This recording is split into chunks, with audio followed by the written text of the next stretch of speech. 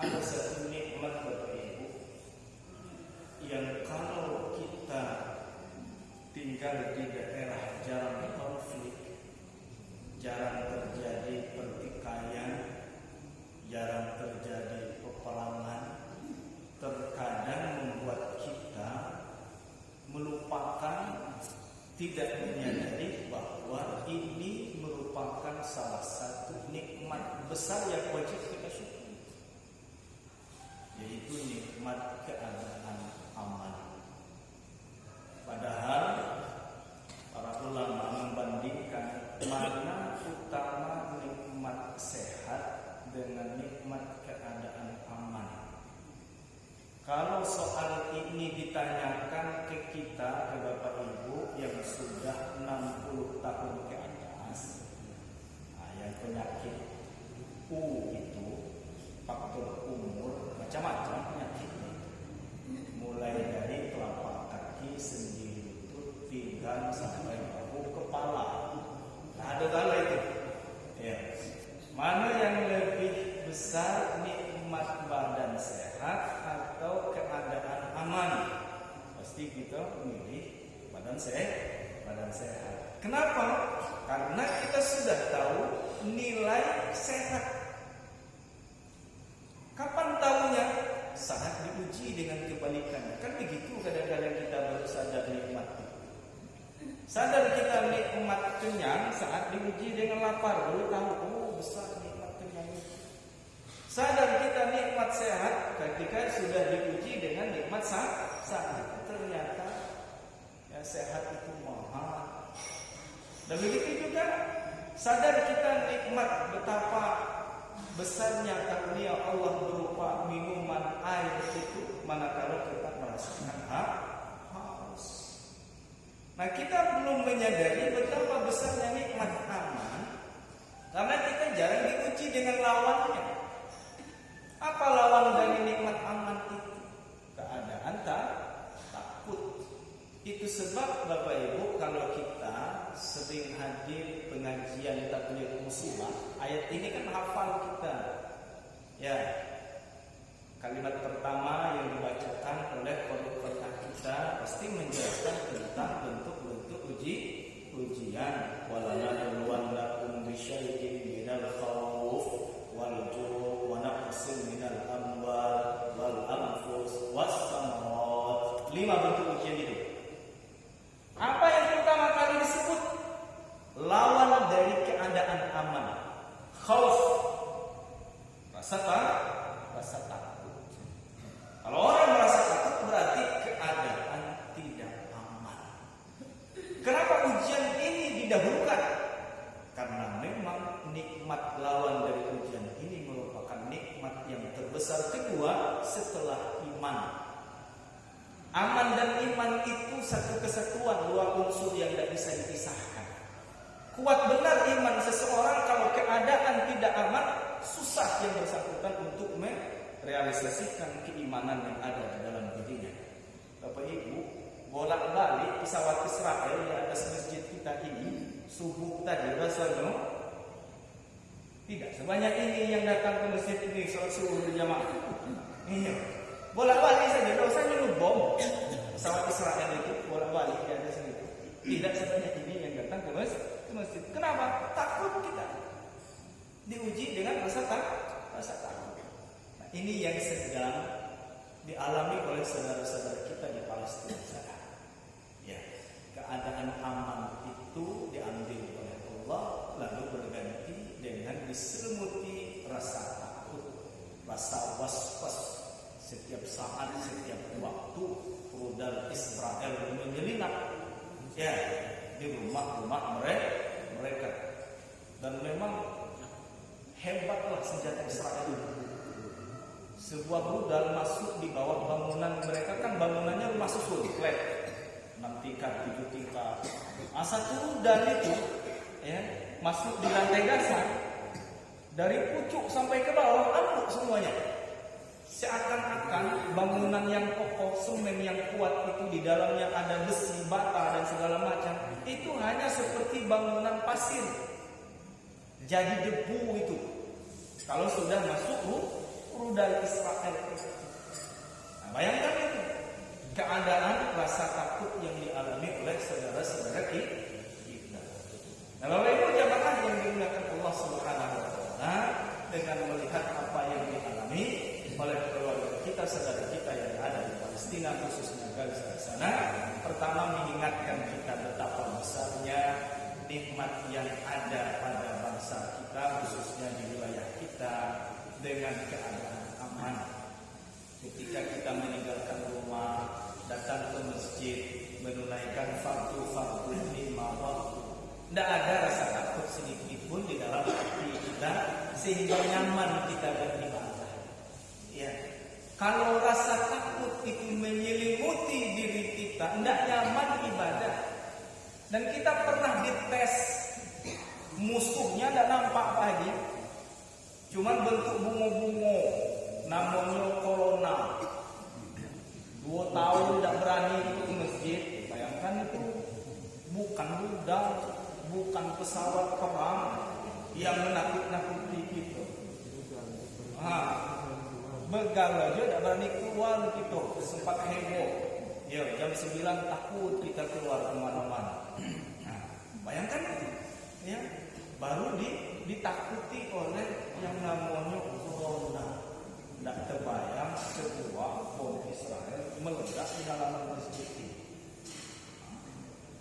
Tapi itulah Bapak Ibu, kalau kita perhatikan, memang Allah itu betul, la yukallifullah nafsan illa wus'aha. Allah tidak akan memberi beban ujian kepada hamba-hambanya di luar batas kemampuan. Mereka hebat. Ya, bangsa Palestina itu bangsa yang hebat.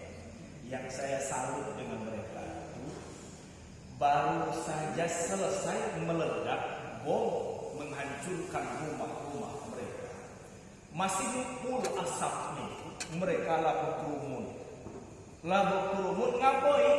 Menyelamatkan korban. Kan mungkin saja, ya, serangan yang kedua jatuh di tempat yang sama. Nah, kalau sudah berkerumun orang ratusan itu satu bom, jangankan tubuh kita, tembok saja hancur lebur. Apalagi bom itu mengenai badan kita. Tapi seakan-akan rasa takut itu sudah hilang dari mereka. Lihat itu, setiap ada ledakan berkerumun itu, tidak tua muda anak-anak menyelamatkan korban. Kalau di daerah kita, jangankan bom, suara mercon yang besar saja, lutut lah gemetaran duluan. Cak mana tidak bantu orang? Kalau lutut lah gemetaran duluan, itulah mereka memang bangsa yang hebat. Dan insya Allah tentunya kita berharap kepada Allah peperangan segera selesai. Apapun motifnya, yang jelas korbannya manusia. Apalagi saudara kita yang sampai 2 hari lalu kalau tidak salah, yang meninggal itu sudah 9.000. Korban luka-luka 32.000. Ya, 32.000. Hasbunallah wa ni'mal wakil, ni'mal maula wa ni'mal nasir. Semoga berakhirlah ya peperangan yang terjadi antara Israel dan Palestina sana, dan kita tetap diberikan oleh Allah keadaan yang aman, keadaan yang tentram, sehingga kita dapat menjalankan keimanan kita tanpa ada rintangan, tanpa ada halangan, dan bentuk kesyukuran kita atas nikmat keadaan aman. Alhamdulillah, seluruh ini kita dapat sholat berjamaah, dilanjutkan dengan kajian rutin kita setiap minggu sampai nanti menjelang waktu syukur tiba. Bapak Ibu jamaah yang dimuliakan Allah Subhanahu wa taala, pertemuan bulan yang lalu kita sudah menuntaskan pembacaan sekilas berkaitan dengan bentuk-bentuk dosa besar. Ternyata dosa besar itu tidak hanya mencuri, merampok, minum, mabuk, berzina, membunuh, durhaka terhadap orang tua. Itu bagian kecil saja. Dan kalau kita hitung, kalau kita telusuri, ternyata bilangan dosa besar itu banyak, sampai dengan sejumlah 70 macam bentuk dosa besar. Alhamdulillah 2 pertemuan kita sudah dapat mengurai singkat dari 70 macam dosa besar. Mudah-mudahan ke-70 yang sudah tersebut itu kita kedepannya dapat menjaga diri, dapat menghindari untuk tidak terjerumus ke salah satu dari 70 yang disebutkan sebagai dosa besar. Adapun masa-masa yang lalu, kalau ada salah satu dari 70-nya yang kita pernah terjerumus, maka masih ada peluang kita untuk bertaubat kepada Allah Azza wa Jalla. Bapak Ibu jamaah yang dimuliakan Allah Subhanahu wa taala. Manakala kita diberikan kekuatan oleh Allah, dijaga diri kita oleh Allah dari 70 macam perbuatan yang mengandung dosa besar. Pertanyaannya, apakah diri kita sudah selesai berurusan dengan dosa? Tidak. Kenapa? Tidak ada manusia yang maksum. Karena kalau kita ini semasih hidup selesai berurusan dengan dosa, berarti suci kita. Tidak ada lagi dosa. Tidak ada manusia yang suci. Kullu ibni Adam khata. Semua manusia pasti bersalah, pasti punya salah. Wa khairul khata'in at-tawwabun. Sebaik-baik orang yang bersalah, orang yang berdosa adalah orang yang mau bertaubat. Nah, Bapak Ibu, ketika seseorang hamba mampu menjaga diri dari terjerumus ke dalam perbuatan dosa besar, itu adalah prestasi luar biasa. Ya, prestasi luar biasa. Kenapa? Karena dosa ini kan 2 ini pengelompokannya. Ada dosa besar, ada dosa kecil. Dosa besar hanya bisa terhapus dengan kita bertaubat kepada Allah. Nah, itu cara menghapusnya. Kemudian ada dosa kecil. Nah, dosa kecil inilah sampai kita mati mungkin akan sulit kita terhindar dari dosa-dosa kecil. Banyak sumbernya, mulai dari mata, telinga, hidung. Mata dosanya melihat, telinga mendengar. Pak Ustaz, saya semenjak tahu kalau ngupat itu dosa besar, tidak lagi rajin ngupat ngecehi orang. Cuman kalau dengar orang ngupat masih lemah bisa. Jadi orang adong posisi ikut nimbrung menjadi pendengar setia, tidak ngomongi orang, tidak ikut ngomongi orang. Cuman sesekali pulau nyimpan unian pulau itu. Tetap masih kita berdosa. Makanya rasanya sulit kita aman dari dosa-dosa ini. Tetapi Bapak Ibu, kita patut bersyukur ya terhadap dosa-dosa kecil ini. Allah berjanji seperti di dalam Al-Quran surah An-Nisa di awal dulu pernah kita baca, in tajtanibu kaba'ira ma tunhauna anhu nukaffir ankum sayyi'atikum wa nudkhilkum mudkhalan karima. Jika kamu berhasil menjauhkan dosa-dosa besar, al-kabair, dosa-dosa besar yang kamu dilarang darinya, nukaffir ankum sayyi'atikum, niscaya kami akan menghapus dosa-dosa kecil. Nah, Bapak Ibu, tentu terhapusnya dosa kecil ini tidak terjadi secara cuma-cuma. Ada faktor yang harus kita lakukan. Makanya ada amalan-amalan yang fadilahnya itu tidak hanya pahala yang besar, tetapi berlaku juga amalia tersebut sebagai sarana pelebur dosa kecil kita. Ada beberapa amalan. Nah, dalam kesempatan ini kita sampaikan amalan yang pertama, beberapa riwayat yang menjelaskan bahwa amalan ini di samping pahala yang kita raih pada saat bersamaan, dosa kita dibersihkan oleh Allah lewat amalan. Amalan apa itu? Amalan berwudu. Amalan berwudu. Bapak Ibu, jangan lagi kita menganggap wudu ibadah pelengkap. Karena memang betul wudu ini tidak bisa lepas dari ibadah sholat. Ya, bahkan dia menjadi salah satu terwujudnya syarat sah sholat. Ya, orang sholat itu kan syarat sahnya ada 4. 1, suci. Nah, suci ini 3, badan, pakaian, tempat. Untuk badan kita harus betul-betul memperhatikan bahwa badan kita telah suci dari 2 hal. Suci dari kotoran, namanya najis. Suci dari sifat atau hukum, tidak terlihat, namanya hadas.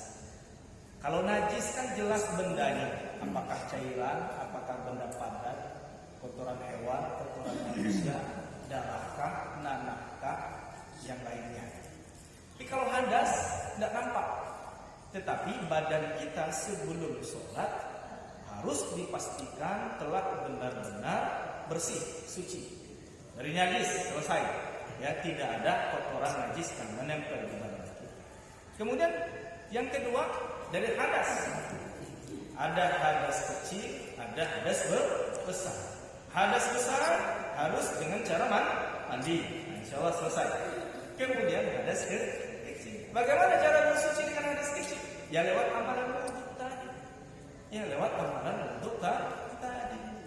La tuqbalus sholata, tidak diterima sholat orang yang berhadas atau tidak suci sampai dia berwudu atau bersuci terlebih dahulu. Nah, memang betul kalau dikaitkan dengan sholat, ibadah wudu ini merupakan salah satu syarat utama sholat. Hanya saja karena dia sudah melekat dengan sholat, kita tidak boleh menganggap wudu hanya pelengkap. Ya, sehingga kalau tidak sholat kita tidak pernah wudu. Nah, ini keliru kita. Padahal wudu merupakan ibadah tersendiri dan dia punya fadilah keutamaan yang sangat istimewa. Sangat istimewa. Bahkan nanti para malaikat itu sampai terkaget-kaget di akhirat kelak. Kampung mereka ada sekelompok orang, wajah kaki tangan mereka itu berkilau cahaya, yang disebut dengan istilah ghurban muhajjalin, wajah kaki tangan berkilau cahaya. Lalu bertanya para malaikat, siapa orang-orang ini? Itulah umat-umat Nabi Muhammad. Kenapa mereka berkilau cahaya? Karena disebabkan min asalil wudu, dari bekas wudu mereka ketika di dunia. Ya, makanya kita dianjurkan oleh Rasulullah SAW, barang siapa di antara kalian bisa memanjatkan ghurratan, ya kilauan cahayanya, falyaf'al, maka hendaklah kita lakukan. Nah, Bapak Ibu jamaah yang dimuliakan Allah Subhanahu wa taala, di samping pahala yang sangat besar, amalan wudu ini dalam waktu bersamaan juga dapat menjadi sarana untuk meleburkan dosa-dosa kecil kita. Apa dalilnya? Pertama, hadis yang diriwayatkan oleh Imam Muslim, hadis sahih, dan juga imam-imam yang lain banyak diriwayatkan hadis ini dari sahabat Abu Hurairah bahwa Rasulullah sallallahu alaihi wasallam bersabda, "Idza tawadda'a al-'abdu muslim aw al-mu'min fa ghasala wajhahu kharaja min wajhihi kullu khati'atin nazara ilaiha bi 'ainaihi ma'al ma' aw ma'a akhiri qatril ma'." Sesungguhnya apabila seorang hamba mukmin atau muslim berwudu, membasuh wajah, maka keluarlah dari basuhan wajah itu segala kesalahan, segala dosa yang timbul dari area wajah. Tentu area wajah ini dosa yang disebabkan oleh pandangan mata, ada hidung, termasuk telinga beserta dengan air basuhan, bahkan sampai pada tetesan air terakhir dari basuhan wajah. Fa idza ghasala yadayhi kharaja min yadayhi kullu khati'atin kana batashatha yadahu ma'al ma' aw ma'a akhir qatrillah. Ketika membasuh tangan, maka berjatuhanlah dosa-dosa yang dilakukan oleh kedua tangan sampai nanti tetesan air terakhir. Begitu juga ketika dia membasuh kedua kakinya sampai mata kaki, keluarlah dosa-dosa yang dilakukan oleh kedua kakinya. Kaki digunakan jalan ke mana, melangkah ke mana, nanti ada dosa-dosa yang diperbuat oleh kaki, keluar dosa itu beserta basuhan air tetesan terakhir. Ini hadis menjelaskan keutamaan wudu dapat menggugurkan dosa kecil kita, mulai dari area wajah, kedua tangan, kepala. Kepala ini apa? Ada di dalam kepala kita otak. Fungsi otak ini apa? Mikir. Nah, dari pikiran kita ini bisa berdosa. Omongan selamat, tidak berdosa kita. Penglihatan selamat, tidak berdosa kita. Penciuman selamat, tidak berdosa kita. Pendengaran selamat, tapi pikiran. Berjalan kita di trotoar, dari kejauhan berpapasan dengan seseorang. Karena kebiasaan kita ketemu orang, baik kenal maupun tidak kenal, kita sering senyum. Tabassamta fi wajhi akhika sadaqah. Kalau ketemu dengan orang, senyum kita lah sedekah itu. Ibadah. Karena kita kebiasaan ini, setiap ketemu orang selalu senyum. Jangan kebalikannya. Ya, ketemu orang cemburu pula. Cemburu tuh. Kita ini tidak termasuk yang pertama tadi. Suatu waktu berpapasan dengan seseorang yang tidak kita kenal. Dari kejauhan jarak 10 meter kita lah senyum. Karena kita dekat itu, jarak 2 meter, celemus kawan, celemus. Iya, jadi celemus. Kita sudah berpikir beranggapan yang bersangkutan dikasih susu dibalas dengan air tuba, dikasih senyuman dibalas dengan cibiran. Kurang ajar ibu ini. Ya. Kurang ajar bapak ini, tidak mengadab, tidak betika. Dikasih senyum justru mencelemus. Itu menganggap yang bersangkutan tidak beradab, tidak berakhlak, lah sakit hati lewat pikiran. Tidak ngomong itu, cuman berbisik-bisik di dalam hati, terpikir oleh benak kita. Nah, itu sudah buruk sangka namanya. Kenapa? Ternyata yang bersangkutan merespon senyuman kita. Dia itu senyum, cuman kebetulan Allah takdirkan yang bersangkutan itu juli. Nah, kalau juli itu nengok dan bisa lurus, pasti dia mereng. Sebenarnya pas dia mereng menolehkan wajah tadi, lagi senyum ke kita. Itulah buruk sangka dosa itu. Dia ngomong tidak, tidak, segala macam tidak, lewat pikir. Nah, insya Allah dengan wudu dosa yang ada di kepala kita, di pikiran kita digugurkan oleh Allah Azza wa Jalla. Nah, ini amalan yang pertama yang dapat menjadi wasilah untuk menggugurkan dosa. Sekali lagi, bukan dosa besar. Ini dosa kecil saja ya. Nah, Bapak Ibu jamaah yang dimuliakan Allah Subhanahu wa taala, ada yang lebih hebat daripada sekedar membersihkan dosa terhadap amalan itu. Dan sepengetahuan saya, tidak banyak amalan ibadah yang keutamaannya itu dapat membuka semua pintu surga. Semuanya. Tapi kalau pintu-pintu tertentu, ada pintu sedekah, ada pintu sholat, ada pintu zikir, ya. Kemudian ada pintu puasa, misalkan tentang keutamaan ibadah puasa. Terbukalah nanti di akhirat itu pintu yang bernama Babul Huda. Sebuah-sebuah. Tapi yang membuka ke-8 pintunya itu jarang-jarang ada amalan. Termasuk salah satunya Bapak Ibu, amalan yang mampu membuka ke-8 pintu surga adalah amalan wudu. Ya. Apa dalilnya? Ini ada 2 hadis sahih. Pertama di riwayat Imam Muslim, yang kedua riwayat Imam At-Tirmidzi berkaitan dengan keutamaan wudu.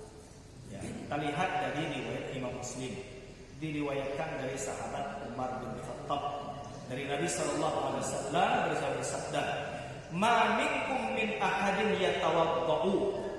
Tidaklah salah seorang di antara kalian itu berwudu, fayusbihul wudu, lalu dia sempurnakan wudunya. Kata kuncinya dia menyempurnakan wudu.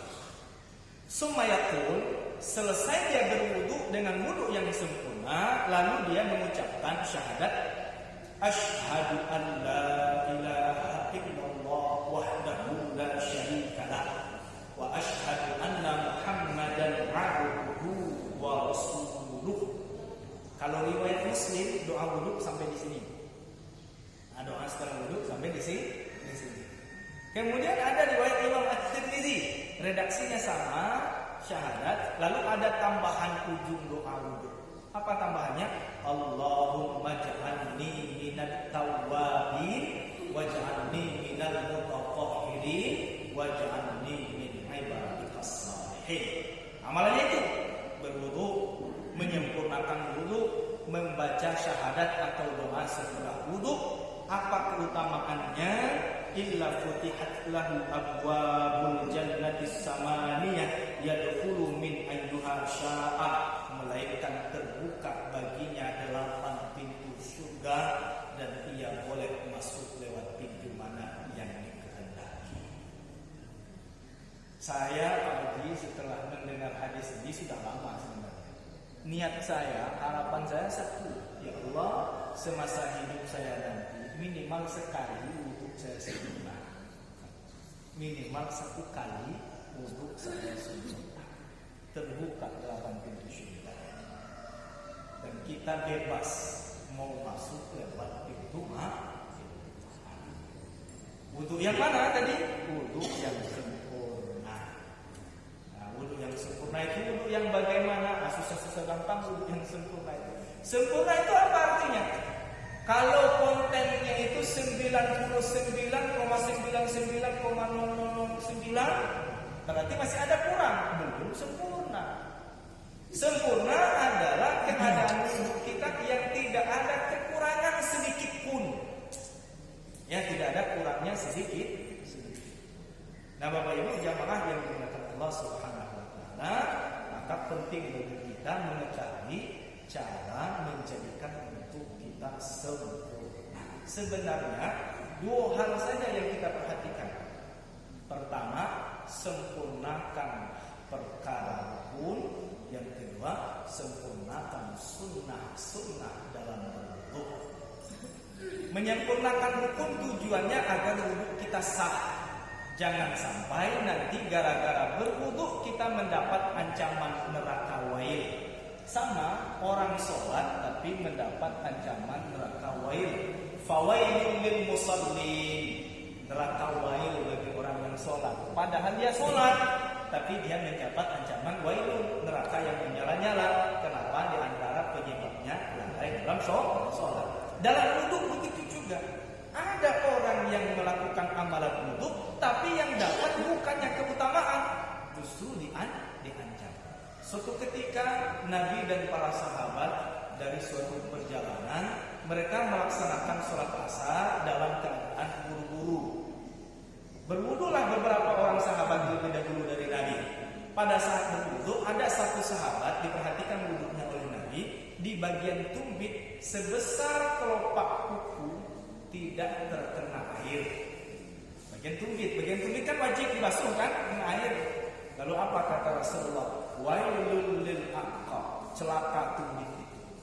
Padahal dia berwudu, dibilang celaka oleh Nabi. Asbihul wudu, sempurnakan wudu kalian. Artinya kalau kita tidak hati-hati dengan mengerjakan wudu, justru kita mendapat dosa. Kenapa? Rukunnya tidak kita sempurnakan, wudu kita secara syariat dianggap belum sah. Jadi sebelum melangkah mencapai wudu sempurna, kita harus selesai dulu urusan sah tidaknya wudu kita. Ya, sah tidaknya wudu kita ditentukan dua saja, syarat terpenuhi. Kalau syarat mudah, ya airnya itu harus air suci, bukan air lampasan dan segala macam. Nah, rukun itu sebenarnya gampang juga. Rukun wudu cuma 6. Rukun wudu itu ada 6.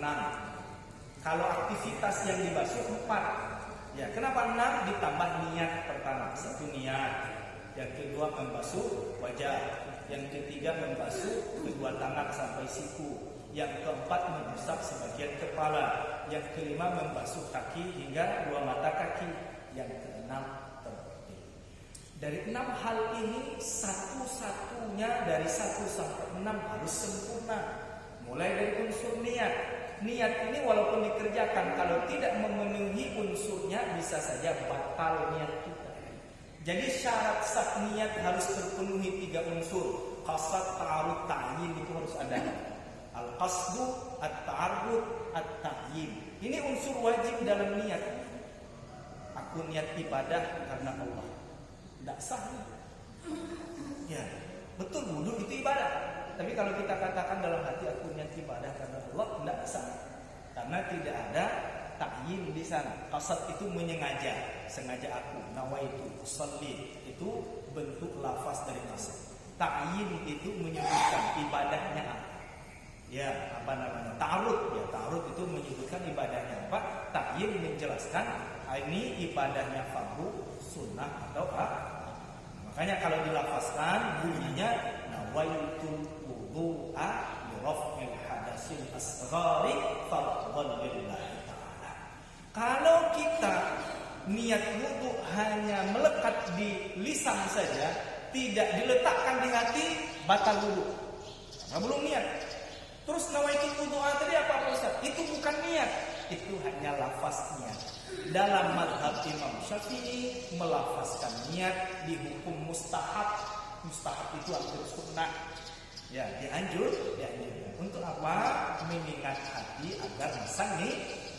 Lalu bagaimana teknis niat itu bagi kita yang sudah kelaziman melafazkan? Boleh lafazkan. Nah, teknisnya 2 tempat masang niat itu.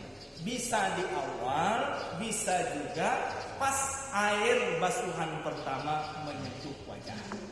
Kalau di awal, pas di awal kali, ketika kita melakukan rangkaian wudu, mulai dari a'udzubillahi minasyaitonirrajim, bismillahirrahmanirrahim, langkah pertama kan membasuh kedua telapak tangan kita. Nah, di saat itu kita pasang niat, boleh. Atau teknis yang kedua, bersamaan dengan air menyentuh wajah kita. Setelah kita lakukan rangkaian sunnahnya, mulai dari bismillah, basuh tangan, kumur-kumur, gosok gigi dan segala macam, kan kita nampung air itu. Nah, saat nampung air sampai penuh di telapak tangan kita lafazkan nawaitul wudu'a li raf'il hadasil asghari fardhan lillahi ta'ala. Itu belum niat. Kapan letak niatnya? Saat air menyentuh wajah, kita pasang di pikiran, nyatu dengan hati, sengaja aku wudu untuk menghilangkan hadas kecil, fardu karena Allah. Berbisik di dalam hati kita. Itu baru dikatakan niat. Nah, insyaallah sudah selesai urusan niat itu. Baru membasuh wajah. Seluruh wajah harus terkena air, mulai dari tempat tumbuh rambut biasa sampai dagu kita, kemudian ujung copang telinga kanan kita sampai telinga kiri kita. Mohon maaf ya, kalau ibu-ibu berwudu pakai jilbab, yang dibasuh hanya di luar list jilbab saja, batal wudunya. Karena di dalam jilbab itu masih ada area wajah yang harus dibasah. Kemudian berikutnya membasuh kedua tangan, ya, dari ujung sampai siku. Ini teknis yang utama. Nah, Ustaz, kalau membasuhnya dari siku ke ujung jari dulu boleh? boleh, tidak masalah. Yang penting basuh semuanya. Tapi kalau yang betul itu wamsahu wa aydiyakum ilal marafiq, kedua tanganmu sampai ujung sampai siku wajib basah. Kemudian mengusap sebagian kepala minimal sepertiganya. Kalau pengen lebih utama semuanya, baru nanti membasuh kedua kaki sampai mata kaki. Lalu yang keenam tertib. 6 hal ini kalau dikerjakan dengan baik baru sah. Belum sempurna. Unsur sempurnanya nanti sempurnakan perkara-perkara sunnah. Waktunya sedikit lagi, ya. Saya sebutkan saja sunnah-sunnah wudu. Insya Allah sunnah-sunnah wudu dalam praktek kita sudah amalkan. Tetapi 2 hal yang mungkin saja selama ini membuat wudu kita sah tapi belum sempurna. 1, amalan sholat sunat 2 rakaat setelah wudu. Bilal, kenapa suara terompamu itu sudah ada dalam surga? Apa amalanmu? Tidak ada ya Rasul, kecuali tidaklah saya berwudu di waktu siang maupun malam, setelah itu sholat sunat 2 rakaat. Namanya sholat sunat wudu. Kapan waktunya? Selesai wudu sebelum anggota wudu kita kering. Itu yang pertama. Yang kedua, masalah teknis penggunaan air. Rasanya banyak wudu kita yang gagal sempurna disebabkan dalam penggunaan air. Perhatikanlah, ya, jamaah kita kalau wudu menggunakan keran itu kayak air terjun suara keran itu. Suara keran itu kayak air terjun. Padahal Nabi itu yatawaddau bil mud wa yattasilu bis-sa'. Nabi cukup berwudu menggunakan air dengan 1 mud. 1 mud itu kalau dikonversi dengan liter 600 ml. 1 aqua ini cukup untuk berwudu sesungguhnya. Ya. Kita kalau berwudu mulai dari 6 mocor air itu sudah berapa ml air. Perhatikan kalau kita tidak hati-hati dalam menggunakan air. Rasul melewati sahabat yang bernama Sa'ad. Sa'ad ini lagi berwudu. Pas wudu, Sa'ad ini menghambur-hamburkan air. Lalu Nabi menegur, "Ya Sa'ad, ma hadha saraf?" Wahai Sa'ad, kenapa engkau berlebih-lebihan ini? Lalu Sa'ad bertanya, "Ya Rasulullah, hal fil ma'man sarafa?" Apakah dalam menggunakan air, apalagi ini berwudu, air ini tidak dibuang-buang saja, tidak disiram-siram saja. Ada orang yang berlebihan. Na'am, kata Rasulullah. Wa in kunta fi ma'in jarin, sekalipun kamu berwudunya itu di sungai yang mengalir. Mentang-mentang wudu di sungai, basuh tangan pakai centong ini, 1 kali basuh 1 centong, 1 kali basuh 1 centong. Ini berlebih-lebihan. Apa hukum orang berlebih-lebihan menggunakan dalam air? Ada seorang laki-laki, ya, pedalaman datang kepada Rasulullah minta ajarkan cara berwudu. Lalu diajarkanlah cara berwudu dari awal sampai akhir 3 kali. Jangan berlebih dari ini. Kalau berlebih dari ini maka ta'adda, kemudian zolama wasalah. Dia melampaui batas, dia jahat, dia zalim. Berarti kalau kita berlebihan dalam menggunakan air, kita telah berbuat zalim. Ya, berbuat zalim. Nah, inilah celah kemungkinan nanti yang membuat wudu kita tidak sempurna dalam penggunaan air. Nah, tapi kalau sunnah-sunnahnya sudah terpenuhi mulai dari awal sampai akhir, penggunaan airnya hati-hati. Lalu setelah itu sesekali kita sholat sunat wudu. Insyaallah mudah-mudahan ada nanti yang dianggap dipandang sempurna kita di mata Allah. Dengan demikian terbuka harapan pintu syaitan.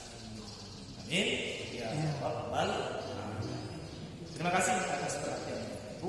Sampai syukur, mudah-mudahan manfaat dan berkah kita semua agar majelis ini mendapatkan keberkahan.